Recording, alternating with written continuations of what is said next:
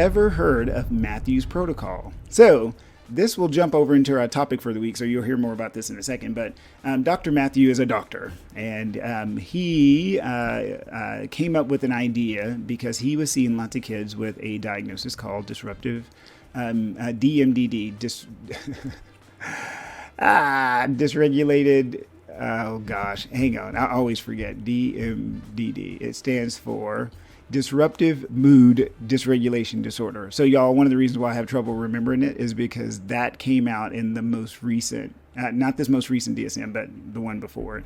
And when I was doing my training, it wasn't a thing. It wasn't a diagnosis. And so that's why I'm like, I always forget. But anyway, so disruptive mood dysregulated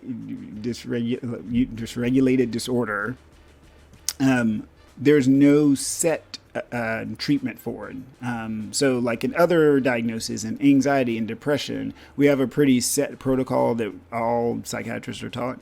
And with DMDD, we identified it, but there's no specific set. So you get a little bit of wiggle room in what you do and how you treat it. And so as a child psychiatrist, I get to decide what I want to do. And so Matthew's protocol, so Dr. Matthews, I don't know him. I'm sure, hopefully he's a delightful person.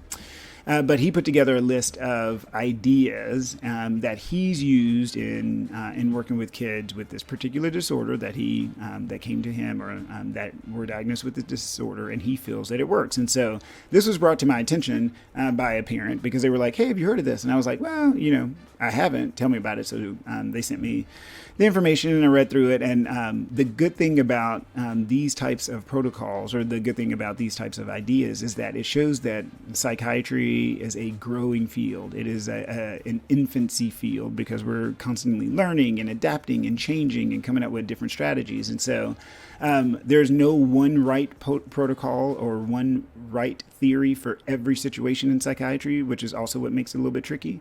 But it's really kind of cool to see there are some psychiatrists who are kind of jumping out in front and being avant-garde in how they are thinking about mental health and treating mental health to give the best opportunity for success for the people that they're seeing who may not have been responding to the traditional stuff that we're taught. So kudos to them. The key is just to make sure that if you're going to do any type of those protocols, that you're under the care of a licensed physician, because it is practicing medicine. We are giving kiddos, we're exposing kids to